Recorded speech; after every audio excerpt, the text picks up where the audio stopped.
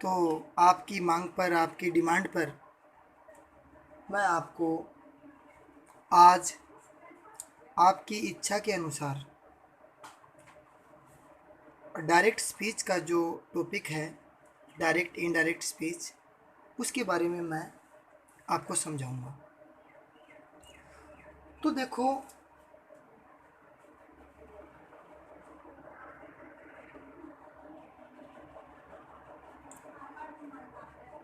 मैंने अभी आपके लिए ये टॉपिक बनाया ताकि आप अच्छी तरह चीज़ को समझ जाए। देखो, डायरेक्ट का अर्थ होता है प्रत्यक्ष या सामने, और इनडायरेक्ट स्पीच का अर्थ होता है अप्रत्यक्ष कथन। अब प्रत्यक्ष का मतलब होता है सामने, और इनडायरेक्ट स्पीच का अर्थ होता है अप्रत्यक्ष कथन, यानी जो सामने नहीं है। अब डायरेक्ट होता क्या है? What is direct speech? What is direct speech?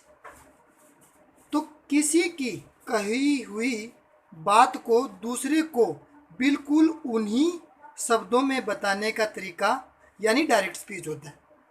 यानी कोई भी व्यक्ति जो बात बोलता है तो उसके जो शब्द हैं उसमें हमें बदलाव नहीं करना है, और बिना बदलाव किए हुए उसी के शब्दों को हम जब रिपीट कर देते हैं तो वो डायरेक्ट स्पीच कहलाता है। अब क्या समझेंगे? व्हाट इज डायरेक्ट स्पीच अर्थात प्रत्यक्ष कथन क्या है? तो इसका आंसर होगा किसी की कही हुई बात को दूसरे को बिल्कुल उन्हीं शब्दों में बताने का तरीका यानी डायरेक्ट स्पीच कहलाता है। अब है, इसको भी समझ लेते हैं। व्हाट इज इनडायरेक्ट स्पीच अर्थात अप्रत्यक्ष कथन क्या है? अर्थात अप्रत्यक्ष कथन है वो किसे कहते हैं? किसी की कही हुई बात को अपने शब्दों में बताने का तरीका, यानी दूसरे ने कोई बात बोली है उसे हम अपने शब्दों में प्रयोग कर कर बताएंगे, तो यही तरीका इनडायरेक्ट स्पीच कहलाता है। तो चलो अब हम एक उदाहरण लेते हैं और समझते हैं। हाँ, उदाहरण करते हैं हम। जैसे ही said to me, comma, inverted comma start, I am going to school now. ये वाक्य हमारा यहाँ पर ख़त्म हो गया, फुल स्टॉप लगाया। तो आप पूरा देख लो इस वाक्य को। He said to me I am going to school now. अब जो ही है वो मी से बोल रहा है।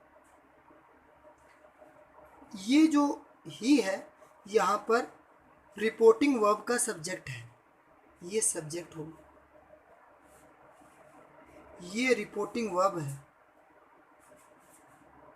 रिपोर्टिंग वर्ब, और ये है इसका ऑब्जेक्ट, OBJECT ऑब्जेक्ट। उसके बाद में ही ने मुझसे क्या कहा है कि I am going to school now. ये क्या है?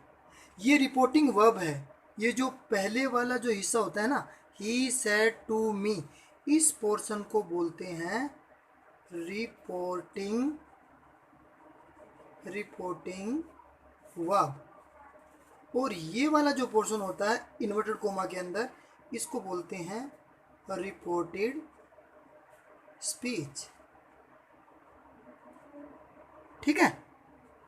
अब रिपोर्टेड स्पीच का जो आई है वो सब्जेक्ट है, और एम गोइंग ये इसकी वर्ब है, और टू स्कूल नाउ ये इसका ऑब्जेक्ट है। इतनी बात समझ में आई? एक बार फिर से देखो। जैसे ही सेड टू मी, ये है reporting verb. He said to me ये रिपोर्टिंग वर्ब है, और उसके बाद में रिपोर्टेड स्पीच में इसने क्या बोला है कि I am going to school now, यानी ही ने मुझसे कहा कि मैं मैं अब विद्यालय जा रहा हूँ। अब ये क्या हुआ, ये हो गया डायरेक्ट स्पीच। क्या हो गया, ये डायरेक्ट स्पीच है हमारी ही की और मी की, ही एंड मी की प्रत्यक्ष बातचीत हो रही है। क्या हो रही है कि I am going to school now. अब इसको हम इनडायरेक्ट में कैसे बदलेंगे ये देखते हैं। पहले देखो, ही सेड टू मी, तो अब ये जो रिपोर्टिंग वर्ब है ये यदि पास्ट टेंस में है, पास्ट टेंस में देखो, जैसे से होता है first form, said second form और ये सेड थर्ड फॉर्म, तो ये फर्स्ट फॉर्म थी, ये सेकंड फॉर्म होगी, इसका मतलब सिंपल पास्ट में है। ठीक है, सैड जो है वो सिंपल पास्ट में है, तो से की सेकंड फॉर्म है ये। तो अब हम इसको बनाएंगे कैसे, देखो सबसे पहले हम लिखेंगे ही, सब्जेक्ट है, सैड टू है, सैड टू है और मी आया हुआ है, अर्थात रिपोर्टिंग वर्ब के बाद में ऑब्जेक्ट आया हुआ है मी, तो हम सैड टू को टोल्ड में बदलेंगे, सैड टू को टोल्ड में बदलेंगे और फिर लगाएंगे ऑब्जेक्ट मी। अब ये कोमा और इन्वर्टेड कोमा हम हटाएंगे और हमारा जो वाक्य है वो साधारण है। जब हमारा वाक्य साधारण है तो हम कंजक्शन के रूप में दैट का इस्तेमाल करेंगे। तो ये बना हमारा ही टोल्ड मी दैट, यानी रिपोर्टिंग वर्ब जो सेड टू थी ना उसको हमने टोल्ड में बदल दिया और कोमा और इन्वर्टेड कोमा हटाने के लिए हमने दैट लगा दिया। अब देखो, अब हमें इसके प्रोनाउन जो हैं, इसके जो सर्वनाम हैं वो हमें चेंज करने हैं। तो अब चेंज करने के लिए हमें एक तरीका आना चाहिए। देखिए, जैसे कि यदि फर्स्ट पर्सन होता है, फर्स्ट पर्सन में आते हैं आई और वी। अगर यहाँ पर रिपोर्टेड स्पीच में सब्जेक्ट यदि फर्स्ट पर्सन होता है तब हम रिपोर्टिंग वर्ब के सब्जेक्ट के अनुसार, यानी ये रिपोर्टिंग वर्ब है और इसका सब्जेक्ट है ही, तो जो आई है वो ही के अनुसार बदला जाएगा।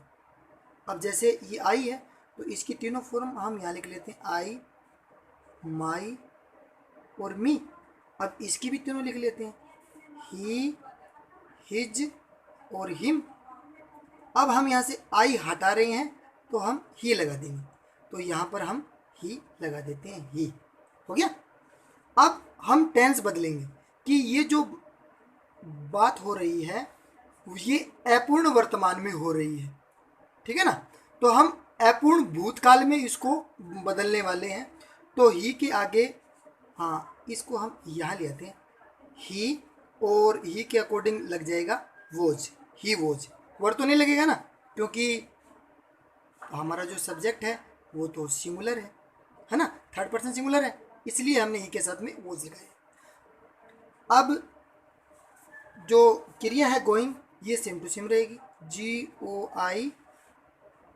GOING, गोइंग हो गया। उसके बाद में टू स्कूल ये हमारा ऑब्जेक्ट है, इसे भी हम सेम रखेंगे। अब ये समय सूचक शब्द आया हुआ है नाउ, इसको हम बदल देंगे देन, हो गया THEN देन। अब ये फुल स्टॉप हो गया। इस प्रकार से हमारा ये जो सेंटेंस था कि ही, ये पूरा वाक्य हम यहाँ बना रहे हैं, ये टोल्ड मी दैट, ये हो गया। इसमें पहला चेंज हमने ये किया, दूसरा हमने ये कंजक्शन लगाया, उसके बाद में हमने यहाँ पर प्रोनाउन चेंज किया ही, उसके बाद में यहाँ टेंस में किया चेंज, प्रेजेंट कंटिन्यूस था हमने उसको पास्ट कंटिन्यूस में कर लिया, और उसके बाद में ऑब्जेक्ट लगाया टू स्कूल और फिर लगा दिया हमने देन, नाउ का देन कर लिया। नाउ मीन्स होता है अब, और फिर से समझो, नाउ का मतलब होता है अब और देन का मतलब होता है तब। अब ये जो हमारा वाक्य है वो पास्ट का हो गया, यहाँ पर आप फुल स्टॉप लगा सकते हैं, ठीक। तो इस प्रकार से हमने ये सेंटेंस बनाया। तो आशा करता हूँ कि शायद आपके ये समझ में आया होगा, और कहीं आपको यदि दिक्कत आती है तो आप मुझे कमेंट कीजिए, मैं वहाँ से आपको पुनः समझा दूँगा। थैंक यू बच्चों।